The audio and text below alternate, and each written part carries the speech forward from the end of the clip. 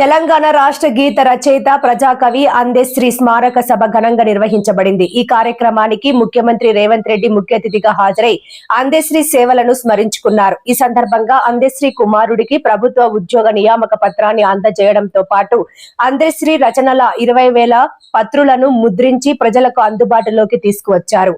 ఈ కార్యక్రమంలో మంత్రులు కోమటిరెడ్డి వెంకటరెడ్డి, పొన్నం ప్రభాకర్, దుద్దిల్ల శ్రీధర్ బాబు, చమకూర మల్లారెడ్డి, కుంభం అనిల్ కుమార్, అడ్లూరి లక్ష్మణ్, పట్నం మహేందర్ రెడ్డి, బల్మూరి వెంకట్, మల్లు రవి, బీర్ల ఐలయ్య, కాలే యాదవ్ తదితర ప్రముఖులు పాల్గొన్నారు. ఈ సందర్భంగా సీఎం రేవంత్ రెడ్డి మాట్లాడుతూ, అందెశ్రీ నాకు ఆత్మ బంధువు. ఆయన మరణం వ్యక్తిగతంగా నాకు తీవ్ర వేదన కలిగించింది. తాపీ మేస్త్రిగా జీవితం ప్రారంభించి ప్రజల కోసం పాటలు పాడుతూ తెలంగాణ ఆత్మను ప్రపంచానికి పరిచయం చేసిన మహాకవి అందెశ్రీ అని కొనియాడారు. తెలంగాణ ఉద్యమకారులకు ఉద్యోగాలు ఇవ్వలేదని, తమ ప్రభుత్వం మాత్రం ఇప్పటి వరకు సుమారు 70,000 ప్రభుత్వ ఉద్యోగాలను భర్తీ చేసిందని,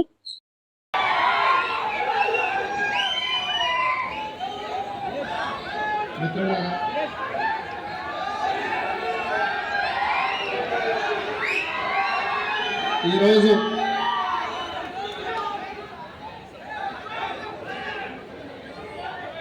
తెలంగాణ సమాజానికి కవిగా, గాయకుడిగా,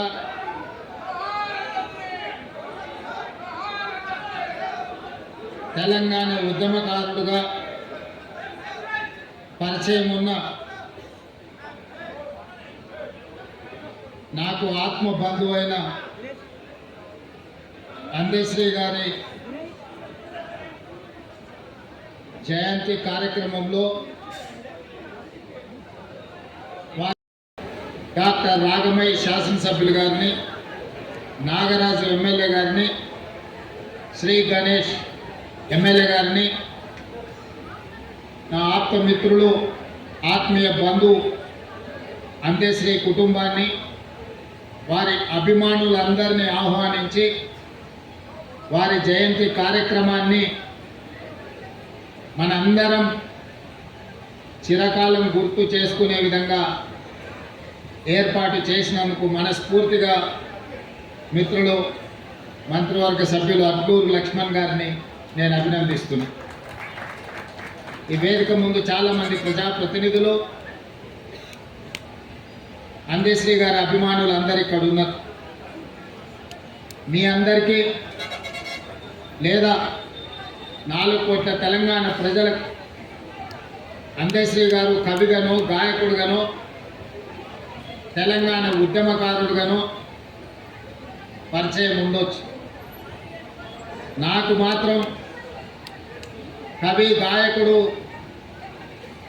తెలంగాణ ఉద్యమకారుడే కాదు, నాకు అందెశ్రీ ఒక ఆత్మ బంధువు. తెలంగాణ రాష్ట్రం ఏర్పడిన తర్వాత తెలంగాణ రాష్ట్రంలో జరుగుతున్న పరిణామాలు, ఆనాటి పాలకులు ప్రజల మీద ప్రదర్శిస్తున్న అహంకార పూరితమైన వ్యవహారం, మాలాంటి ప్రజాప్రతినిధుల మీద పెడుతున్న అక్రమ కేసులు, సంపత్ కుమార్, కోమటిరెడ్డి వెంకటరెడ్డి గారు లాంటి శాసనసభ్యులను శాసనసభ సభ్యత్వాన్ని రద్దు చేసి వారి కర్కశత్వాన్ని, వారి ప్రజాస్వామ్య వ్యతిరేక విధానాలను బలంగా ప్రజల మీద రుద్దాలని, ఈ ప్రజల మీద ఆధిపత్యం చెలాయించాలని శాశ్వతంగా 4 కోట్ల తెలంగాణ ప్రజలను కట్టుబానిసలుగా మార్చి వారు, వారి కుటుంబము, వారి కొడుకులు, వారి మనమన్లు ఈ రాజ్యాన్ని ఏలాలని ప్రయత్నం చేస్తున్నప్పుడు, ఎప్పుడైనా ఏదైనా నిరాశ నిస్పృహలకు లోనైనప్పుడు అందెశ్రీ గారు స్ఫూర్తిగా నిలబడేవాళ్ళు. వారు రచించిన జయ జయ హే తెలంగాణనే కాదు, మాయమైపోతున్నాడమ్మ మనిషి అన్నవాడనే పాటనే కాదు, ఎన్నో పాటలు. అవి పాటలు కాదు, అవి తూటాలై ప్రజా వ్యతిరేక పాలకుల గడీలను కుప్పగూల్చే మర పిరంగులై తెలంగాణ రాష్ట్రంలో పేలింది. ఆ స్ఫూర్తే ఎన్ని కేసులు పెట్టినా, ఎన్నిసార్లు జైలుకు పంపించినా, లొంగ తీసుకోవాలని వాళ్ళు ప్రయత్నం చేసినప్పుడల్లా ఒక ధైర్యం, గుండె ధైర్యాన్ని నింపుకోవడానికి అందశ్రీ గారి గానాన్ని, వారి గలాన్ని వినేవాడు. అందశ్రీ మీద కక్షతోని ప్రజలై పాడుకున్న జయ జయ హే తెలంగాణను కప్పిపుచ్చే ప్రయత్నం చేసింది. ఒకనాడు ఒక కవి చెప్పిండు, పెన్నుల మీద మన్ను కప్పితే అవి గన్నులై మొలకెత్తుతాయని. నిర్బంధించాలనుకున్న ధొరలు ఆ నిర్బంధం నుంచి తెంచుకున్న సంకళ్ళు ఈనాడు తెలంగాణ రాష్ట్ర గీతంగా ప్రతి బడిలో, ప్రతి గుడిలో, ప్రతి ప్రభుత్వ కార్యాలయంలో ఈరోజు మనం మాట్లాడుకునే పరిస్థితి వచ్చిందంటే తాత్కాలికంగా వాళ్ళు అనుకొని ఉండొచ్చు, సంతోషపడి ఉండొచ్చు, లేకపోతే పైశాచిక ఆనందాన్ని పొంది ఉండొచ్చు. అన్నిటికీ మేమే కారణం, అన్నీ మాకే కావాలి అని కోరుకొని ఉండొచ్చు. కానీ పాటతో పెట్టుకున్నాడు, అందశ్రీ గద్దరన్న లాంటి యుద్ధ నౌకలతో పెట్టుకున్నాడు, కాల గర్భంలో కలిసిపోతాడని ఆనాడే చెప్పినాం. ఆత్మ గౌరవం కలిగిన అందశ్రీ ఏనాడు ఆ గడప దొక్కే ప్రయత్నం చెయ్యలే.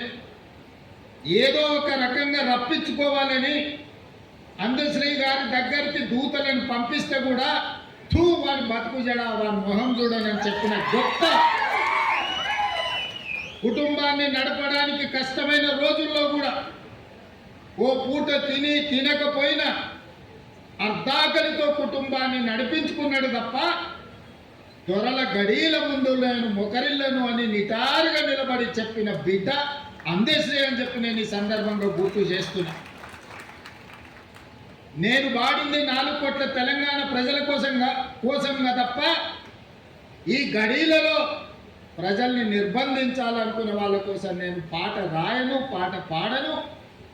అలాంటి వాళ్లకు చరిత్ర ఖచ్చితంగా గుణపాఠం చెప్పుతుంది అని చెప్పి అందశ్రీ గారు ఎన్నోసార్లు నాతో మాట్లాడడం జరిగింది. ఆనాడు ఏ విధంగా ఎట్లయినా సరే 600 అటు సూర్యుడు ఇటు మలిసినా సరే ఈసారి ఎన్నికల్లో గడీలను బద్దలు కొట్టాలి. ఆ గడీలను బద్దలు కొట్టాలంటే తెలంగాణ సమాజంలో ఉన్న యువకులు మర ఫిరంగులై పేలాలి అని ఆలోచనతోని నేను అందశ్రీ గారిని కలవాలనుకున్నాను. మాట మాట్లాడితే మాట తర్వాత మర్చిపోతారన్న అనుమానంతో అందశ్రీ గారు నన్ను బహిరంగంగా కలవడానికి కూడా ఒకసారి ఇష్టపడలే. నేను చెప్పిన ఒకసారి కలవడం వల్ల నీ అనుమానాలైనా తొలగిపోవచ్చు, నా అవగాహన అయినా పెరగవచ్చు. కలవడం ద్వారా తెలంగాణ సమాజానికి మేలే జరుగుతుంది తప్ప ఎవరికి అన్యాయం జరగదని నమ్మకం, విశ్వాసం, భరోసా అందశ్రీ గారికి కల్పిస్తే ఒక మిత్రుడి ఇంటిలో అందశ్రీ గారు కలిసిండ్రు. 10 నిమిషాలు ఉంటా, అంతకు మించి నేను ఉండను అని ఆనాడు అందశ్రీ గారు అన్నారు. 5 నిమిషాలకైనా మనం కలుద్దాం, ఈనాడు మనందరం ఏకలు కావాల్సిన అవసరం ఉన్నది. ఎంత పెద్ద సర్పానైనా చీమల దండు దండించగలుగుద్ది, మనందరం కూడా దండు కట్టాల్సిన అవసరం ఉందని ఆనాడు అందశ్రీ గారితో మాట్లాడిన సందర్భంగా నేను వారికి విజ్ఞప్తి చేసి, నా జీవితంలో జరిగిన అనేక సంఘటనలు ఆయన నిశ్శబ్దంగా గమనిస్తూనే ఉన్నాడు. ఆ రోజు వారు నాతో అన్నాడు. తర్వాత నా కుటుంబాన్ని కలవనికి వచ్చినప్పుడు నా కుటుంబ సభ్యులతో తన ఆవేదనను వెలిపుచ్చింది. బిడ్డ, నేను చూస్తూనే ఉన్నా నిశ్శబ్దంగా, రాడా ఎవడన్నా ఈ దుర్మార్గుని నేల కూర్చడానికి అని ఆ రోజు నేను అనుకున్నా. ఈ రోజు నా రేవంతుడు నాకు ఆ నమ్మకం కలిగించిన, అందుకే నీ ఇంటి గడప తొక్కినా అని నా ఇంటికి వచ్చినప్పుడు నా కుటుంబ సభ్యులతోని అందశ్రీ అన్న మాటలు, ఆ మాటతో అందశ్రీ కవి, గాయకుడు, తెలంగాణ ఉద్యమకారుడు, నాకు ఆత్మ బంధువుగా మారిండు. నా కుటుంబంలో పెద్దన్నగా నేను అందశ్రీ గారిని ఆమోదించి, మేము 7 మంది అన్నదమ్ములం, నేను 4వ వాడిని. మా పెద్దన్ననే నాకు స్ఫూర్తి. ఈరోజు ఈ స్థాయికి రావాలని ఒక స్థాయిలో ఉండాలని ఎన్నో కలలు మా అన్న నాడు అన్నాడు. నేను ఎదుగుతున్న క్రమంలో మా అన్నని కోల్పోయాను. ఆ తర్వాత నాకు కనిపించిన పెద్దన్న అందశ్రీ అని చెప్పి నేను ఈ సందర్భంగా చెప్పదలుచుకున్నాను. అలాంటి అందశ్రీని తెలంగాణ ప్రజలకు స్ఫూర్తినిచ్చిన అందశ్రీని నిర్లక్ష్యం చేసిందో మనం చూసినాం. గద్దరన్న గురించి నేను చెప్పాల్సిన అవసరమే లేదు. గద్దరన్న వెళ్తే ప్రజాభవన్ ఈనాడు ఆనాడు దొరల గడిల గేటు ముందల ఎర్ర టెండలో గంటల కొద్ది కూర్చోబెట్టినప్పుడు తెలంగాణ ప్రజల యొక్క గుండె తరుక్కుపోయి ఇంత దుర్మార్గం, ఇంత కర్కశత్వం, పరాయివాడి పాలనలో కూడా ఇంత అవమానం జరగలేదు. గద్దరన్నను ఎర్ర టెండకు కూర్చోబెట్టిన వాడిని శాశ్వతంగా ఫామ్ హౌస్లో బంధించాలి అని ఆనాడే ప్రజలు నిర్ణయించారు. ఏ రోజైతే అందశ్రీ గలాన్ని నిర్బంధించాలనుకున్నాడో, ఏ రోజైతే గద్దరన్నను అవమానించిండో ఆనాడే తెలంగాణ 4 కోట్ల ప్రజలు నిర్ణయించుకున్నారు. ఇక సమయం ఆసన్నమైంది, గడీలను బద్దలు కొట్టాల్సిందే అని నిర్ణయించుకొని లక్షలాది మంది రోడ్ల మీదకి వచ్చి ఈనాడు ఆ దొరల గడీలను బద్దలు కొట్టి ప్రజాపాలనను తీసుకొచ్చి ఇక్కడ కూర్చోబెట్టింది.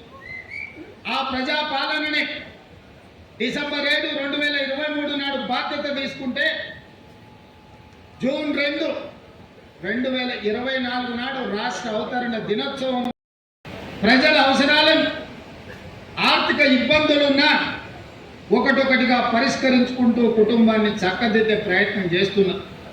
రోజుకు 16-18 గంటలు ఈరోజు సహచర మంత్రివర్గ సభ్యులు ఈరోజు ప్రజలకు అందుబాటులో ఉండి పనులు చేస్తున్నారు.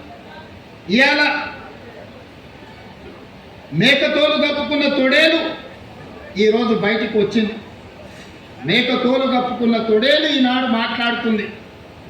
కేసీఆర్ గారు నోటిఫికేషన్లు ఇస్తే రేవంత్ రెడ్డి ఉద్యోగాలు ఇచ్చిండని నేను అడగదలుచుకున్న ఈ తొడేళ్ల గుంపును ఆనాడు నీ చెల్లెని నిజామాబాద్ పార్లమెంటు ఎన్నికల్లో బండకేసి కొడితే 6 నెలలు తిరగకుండే శాసన మండలికి ఉద్యోగాన్ని ఇచ్చి పంపించింది కదా. నీ బంధువు వినోద్ కుమార్ని పార్లమెంటులో గోతి తీసి పాతి పెడితే కరీంనగర్ ప్రజలు ప్లానింగ్ కమిషన్ వైస్ చైర్మన్గా 3 నెలల్లోనే ఉద్యోగం ఇచ్చింది కదా. మీ బంధువులైన హరీష్ రావు గారికో, కేటీఆర్కో, లేకపోతే దయాకర్ రావుకో ఇలా చెప్పుకుంటూ వెళ్తే 100 మంది నీ బంధువులకు ఒక్కరోజు ఖాళీ ఉండకుండా ఉద్యోగాలు, మంత్రి పదవులు ఇచ్చినావు కదా. నువ్వు పదవులు అనుభవించినావు కదా. 1 గంట కూడా ఆలస్యం చేయకుండా నీ కోసం, నీ కుటుంబం కోసం, నీ బంధువుల కోసం పడ్డ తాపత్రయంలో తెలంగాణ ఉద్యోగమే ఉద్యోగాల జాతర. ఆ ఉద్యోగాల గురించి ఒక్కరోజైనా ఆలోచన చేసినవా? టీచర్ల నియామకాలు చేపట్టినవా? పోలీసు నియామకాలు చేపట్టినవా? డాక్టర్లు, నర్సుల నియామకాలు చేపట్టినవా? లేకపోతే ఇంజనీర్ల నియామకాలు చేపట్టినవా? గ్రూప్ 4, గ్రూప్ 3, గ్రూప్ 2, గ్రూప్ 1 పరీక్షలు ఏవైనా నిర్వహించి నువ్వు ఉద్యోగ నియామకాలు చేపట్టినవా? మేము నోటిఫికేషన్లు ఇచ్చినాం, రేవంత్ రెడ్డి నియామకాలు చేపట్టినన్ని నిస్సిగ్గుగా నడి బజార్లో నిలబడి మాట్లాడుతున్నావు కదా. ఈరోజు ఒక్క మాట నేను అడగదలుచుకున్నా. నోటిఫికేషన్లు ఇచ్చే ప్రశ్న పత్రాలను జిరాక్స్ సెంటర్లో పల్లి బఠానీలుగా అమ్ముకుని వందలాది కోట్ల రూపాయలు సంపాదించుకున్నావు తప్ప ఆ పరీక్షలను పూర్తి చేసి పిల్లలకు ఉద్యోగ నియామక పత్రాలు ఇవ్వాలన్న ఆలోచన ఏనాడైనా నీ కుటుంబానికి వచ్చిందా? నీకో, నీ చెల్లికో, నీ చుట్టానికో ప్రజలు బండకేసి కొడితే ఎంబడే మళ్ళీ ఉద్యోగ నియామక పత్రాలు అందజేసి మీ కుటుంబం కళ్ళల్లో ఆనందం చూసిండ్రు, మీ ఇంట్లో పండుగలు జరుపుకున్నారు. కానీ తల్లిదండ్రులు ఉపాధి హామీ కూలీ పని చేసి రూపాయి కూడబెట్టి ఉస్మానియా, కాకతీయ యూనివర్సిటీలలో పీజీలు, పిహెచ్డీలు చదివించి పోటీ పరీక్షలకు అశోక్ నగర్, దిల్సుఖ్ నగర్ చౌరస్తాలో, అమీర్పేట చౌరస్తాలో 10 ఏళ్ళు కోచింగ్ సెంటర్లో చుట్టూ తిరిగితే పరీక్షలు నిర్వహించి వాళ్లకు ఉద్యోగాలు ఇవ్వాలన్న ఆలోచన ఎన్నడైనా మీకు వచ్చిందా? వాళ్ళ పట్ల ఎప్పుడైనా మానవీయ కోణంలో మీరు ఆలోచన చేసారుగా? మీరు ఎప్పుడైనా వాళ్ళ పట్ల మనుషులుగా ప్రవర్తించిందా అని నేను ఈరోజు అడుగుతున్నా. 2011 ఉమ్మడి రాష్ట్రంలో గ్రూప్ 1 పరీక్షలు నిర్వహిస్తే 2026లో నేను వచ్చి మా మిత్రుడు బట్టి విక్రమార్క గారు వచ్చి వాళ్ళ నియామకాలు చేపట్టే వరకు 16 సంవత్సరాలు ఆ పిల్లలు గ్రూప్ 1 ఉద్యోగాలు రాకపోతే ఏమైపోతారని నేను అడగదలుచుకున్నాను. 2011లో 21 సంవత్సరాలు నిండి పట్టభద్రుడైన యువకుడు గ్రూప్ 1 ఉద్యోగం వచ్చి తెలంగాణ పునర్నిర్మాణంలో భాగస్వామి కావాలని తల్లిదండ్రుల ఇంటికాడ వాళ్ళకి దండం పెట్టి పట్నం బయలుదేరిన ఆ పిల్లలు 15 సంవత్సరాలు కోచింగ్ సెంటర్ల చుట్టూ తిరిగి వందలాది మంది చచ్చిపోయి ఖమ్మం దగ్గర ఒక యువకుడు వేగంగా వస్తున్న రైలుకు ఎదురెళ్ళి రైలును గుద్దుకొని ప్రాణాలు వదిలిన మాట నిజం కాదా? ఉస్మానియా యూనివర్సిటీలో మురళీ ముదిరాజ్ అని మెదక్ జిల్లాకు సంబంధించిన యువకుడు ఉరేసుకొని చనిపోయిన మాట నిజం కాదా? ఇలా నేను ఉదాహరణలు చెప్తే వందల కొద్ది ఉదాహరణలు ఉన్నాయి. ఆనాటి ప్రభుత్వం యొక్క నిర్లక్ష్యం, కల్వకుంట్ల చంద్రశేఖర్ యొక్క అహంకారం,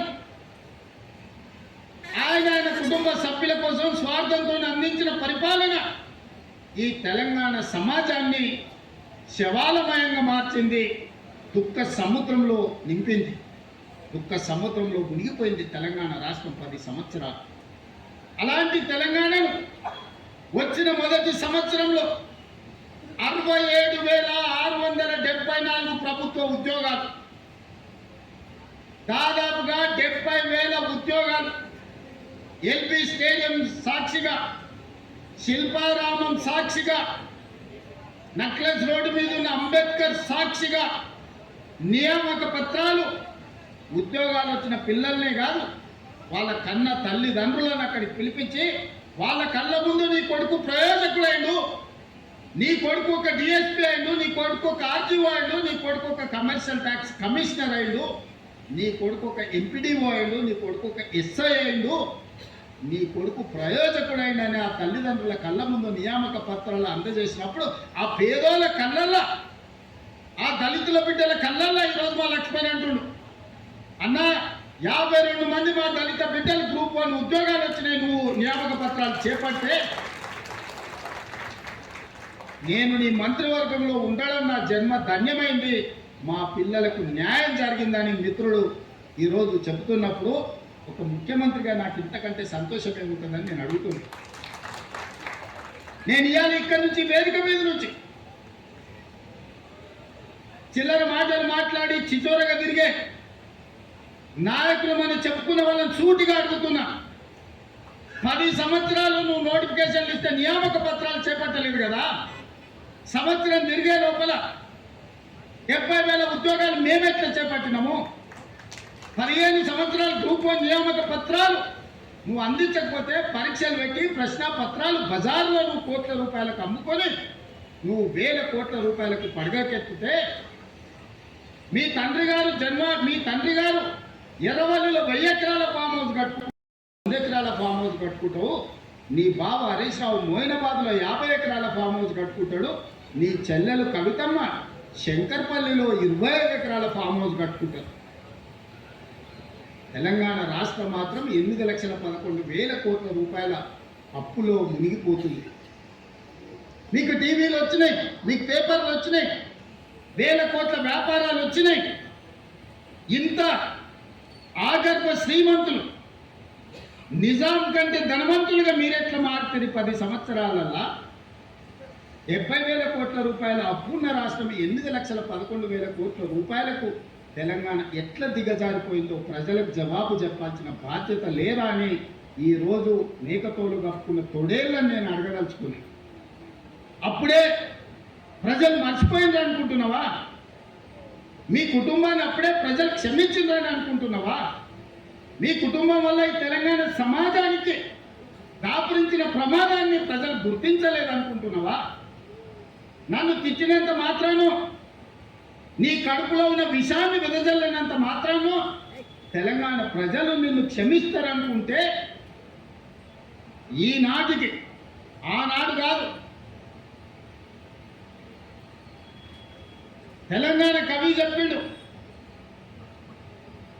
నిజాంల పైజామాలు ఊడగొడతాం, దిగంతాలకు తరిమి కొడతామని. ఇవాళ నేను చెప్తున్నా, ఆనాడు ఆ కవి స్ఫూర్తిగా నిజాంల పైజామాలు ఊడగొట్టి దిగంతాలకు ఆనాడు తరిమిను. సాయుధ రైతాంగ పోరాటం, బండెనక బండి కట్టి ఏ బండ్ల పోతో కొడుకో, చుట్టుముట్టు సూర్యాపేట నడత నడమ నల్లగొండ కడతాం నీ గోరి అని బండి యాదగిరి స్ఫూర్తి ఈరోజు కూడా మా దగ్గర ఉన్నది. ఇవాళ నేను చెప్తున్నా, గజ్వెల్లనే నిన్ను సమాధి చేసే బాధ్యత మాది, మా యువకులది. తెలంగాణ సమాజం నీకు అన్ని అవకాశాలు ఇచ్చింది, ఆస్తులు ఇచ్చింది, అంతస్తులు ఇచ్చింది, ఆఖరిగా శ్రీమంతులను చేసింది. ఏమి తక్కువ చేసింది తెలంగాణ? ఏమి తక్కువ ఇచ్చింది మీకు ఈ తెలంగాణ? మరి తిరిగి తెలంగాణ 4 కోట్ల ప్రజలకు మీరు మీ కుటుంబంలో నలుగురు ఏమిచ్చిందని ఈరోజు తెలంగాణ సమాజం మిమ్మల్ని అడుగుతుంది. ఏం అన్యాయం చేసింది మీకు? చెప్పులు లేకుంటే తిరిగేటోళ్ళకు, గంజి గతి లేని వాళ్ళకి ఇలా బెంచ్ కార్లు వచ్చినాయి కదా. అమెరికాలో బాత్రూమ్లు కడుపుకున్నటువంటి ఈరోజు తెలంగాణ రాష్ట్రానికి మంత్రి అయింది కదా. దుబాయ్ పాస్పోర్ట్ బోకర్ తెలంగాణ రాష్ట్రానికి ముఖ్యమంత్రి అయింది కదా. ఏం తక్కువ చేసిందని నేను అడుగుతుంది తెలంగాణ మీకు. ఎన్నడైనా ఏ దుబాయ్కి పంపించే కేంద్ర మంత్రిగా తెలంగాణ రాష్ట్రానికి ముఖ్యమంత్రి అవుతాడని కలలు కన్నాడా? అలాంటి దుబాయ్ పాస్పోర్ట్ బ్రోకర్ని ఇవాళ తెలంగాణ రాష్ట్రానికి ముఖ్యమంత్రిగా తెలంగాణ ప్రజలు చేసి, అమెరికాలో బాత్రూంలు కడుక్కుని నిన్ను ఐటీ ఇండస్ట్రీస్ మినిస్టర్గా 10 సంవత్సరాలు ప్రజలు భరించింది.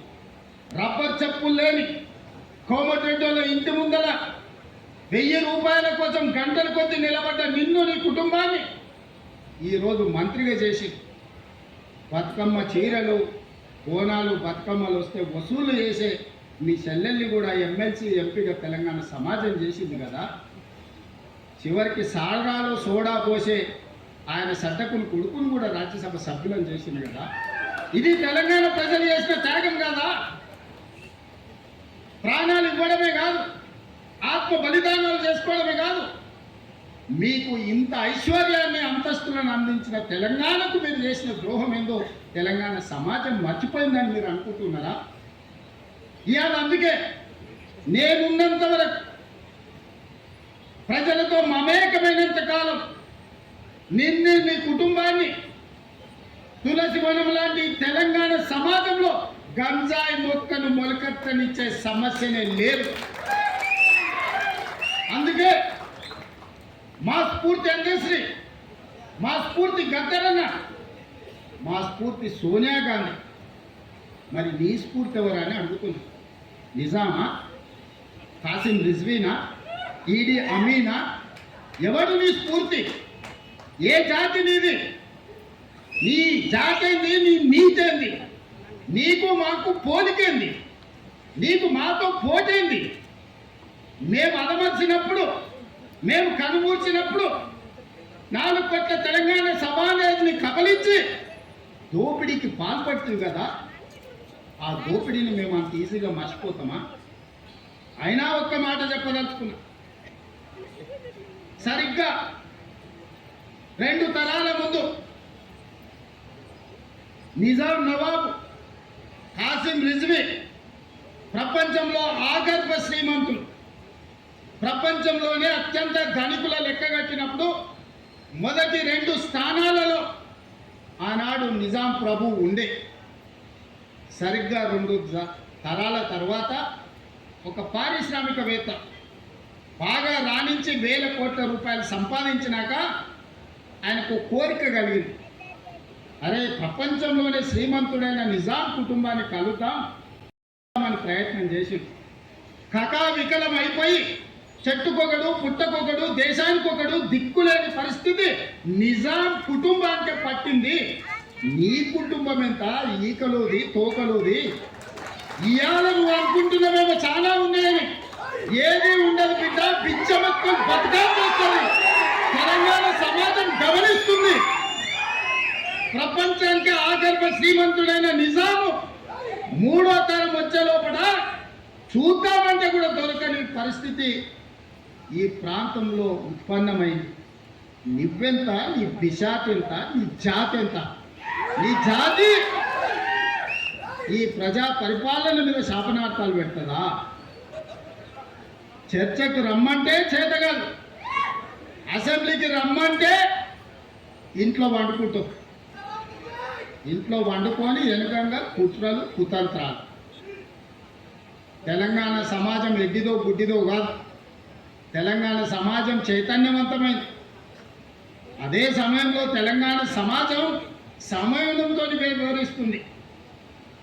220 సంవత్సరాలు పరిపాలించిన నిజామును కూడా సాయుధ రైతాంగ పోరాటం ద్వారా మట్టి కల్పించి ఈ నేలలోనే కలిపేసి తెలంగాణ చైతన్యాన్ని ప్రదర్శించింది. నువ్వెంత? నువ్వు 10 ఏళ్ళు ముఖ్యమంత్రి ఉంటే నిజాం కంటే గొప్ప అయిపోయినాయని విర్రవీస్తే ఈ తెలంగాణ సమాజం ఊరుకుంటుందా? ఈ తెలంగాణ సమాజం నిన్ను క్షమిస్తుందని నువ్వు అనుకుంటున్నావా?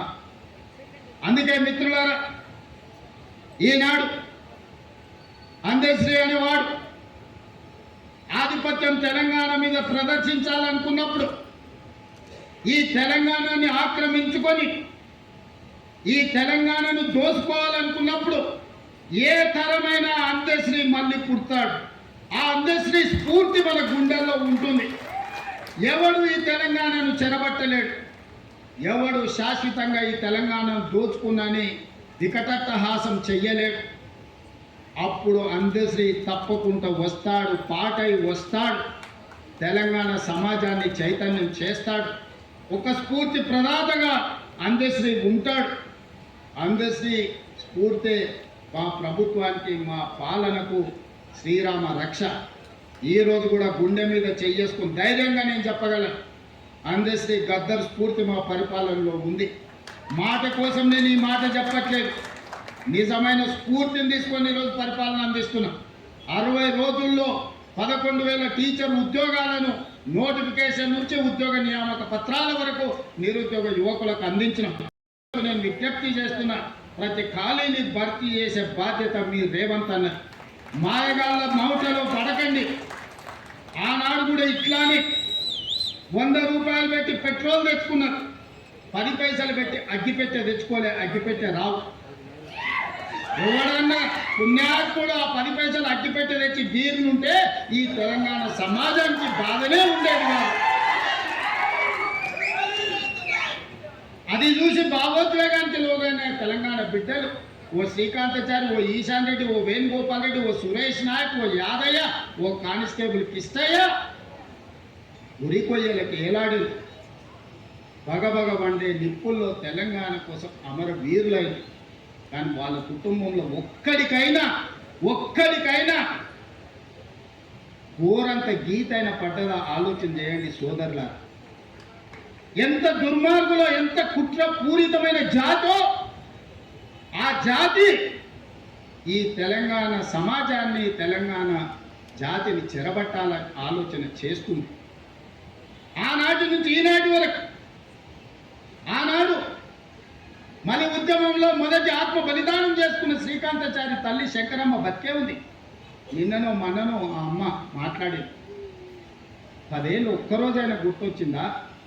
నీ చెల్లెలు కవితమ్మకు ఎమ్మెల్సీ ఇచ్చినావు, కానీ శంకరమ్మకి ఏమైనా ఇచ్చినావా? చిన్న ఉద్యోగం అయినా ఇచ్చినావా? అసలు మనిషిగానైనా గుర్తించినవా శంకరమ్మను?